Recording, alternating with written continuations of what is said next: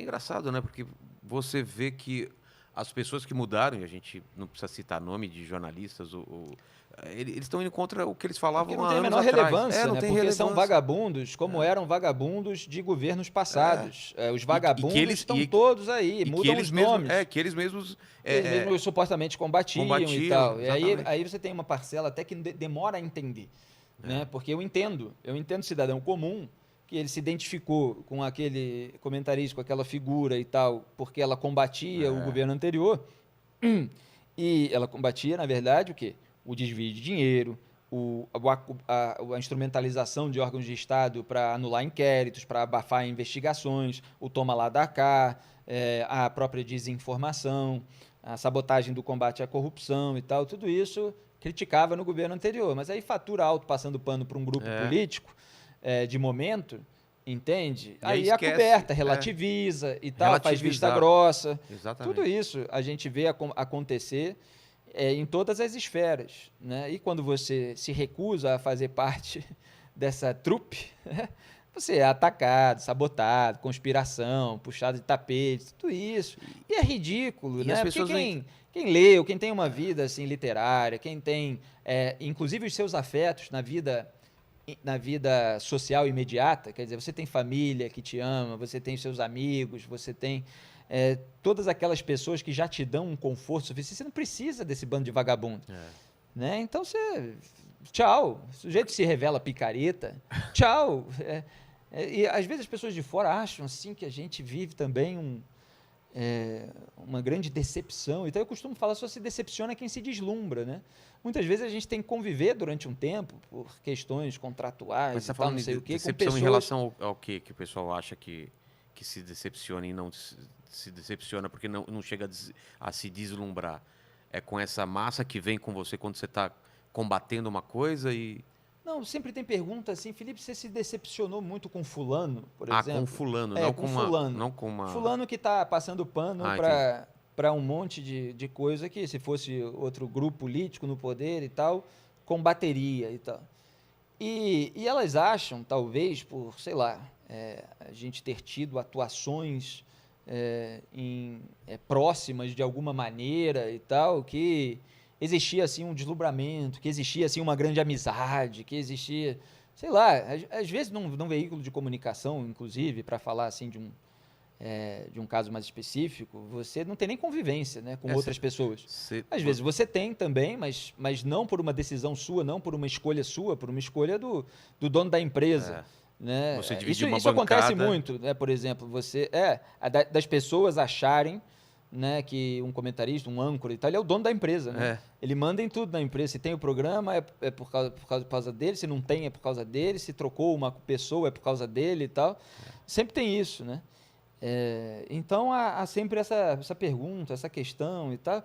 E para mim, essas coisas não são decepcionantes, porque muitas pessoas que se revelaram aí picaretas nos últimos tempos são pessoas que eu já sabia que era picareta há muito tempo, né? E outras, sei lá, quando elas se revelam picareta, assim, em determinado momento, isso na vida de um modo geral, eu falo para mim mesmo, né? Pô, essa pessoa, tchau, né?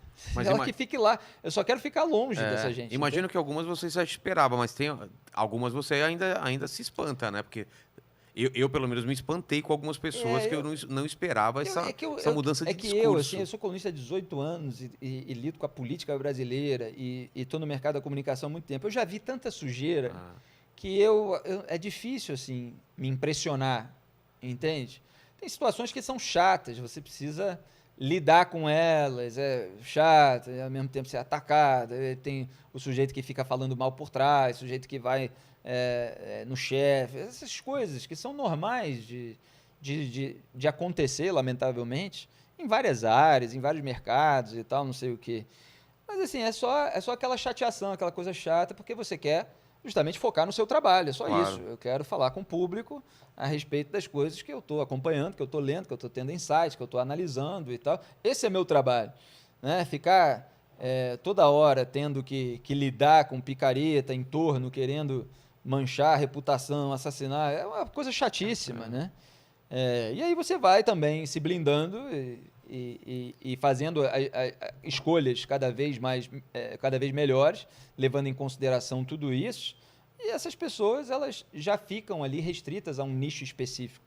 Por isso que eu falo, é muito melhor falar do sistema como um todo, é muito melhor dar à população todos os elementos para que ela perceba essas coisas. Porque as figuras em si, elas não merecem publicidade, elas são irrelevantes, elas vão passar no governo que vem, no governo passado, vai sempre existir. Lógico que seria extraordinário, e eu zelo por isso, que o Brasil tenha governos virtuosos.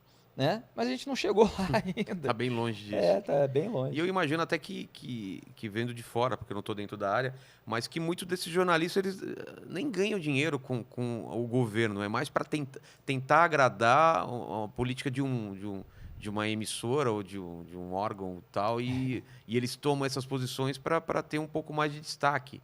E às vezes não é isso, né? Tem de tudo. Tem de tudo, né? Tem o puxa-saco do patrão, e aí o patrão é que tem um interesse numa aproximação com determinado grupo político em determinada ocasião.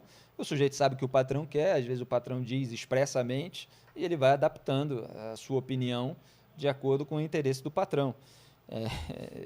Isso é lamentável, né? O patrão quer que fale bem, quer que fale mal e tal, e a pessoa vai mudando o discurso dela para garantir a sua renda, para garantir cargos e poder. Diretamente nunca chegaram para você e falaram, a gente evite falar mal de tal coisa. Olha, tem coisas, Vilela, que eu vou deixar para incluir quando eu fizer a minha literatura, o meu romance. Você pensa em fazer alguma... Porque eu acho que tem certas coisas que precisam ser descritas literariamente. Né? Que você descrever de uma maneira direta, só dá palanque e não é o foco.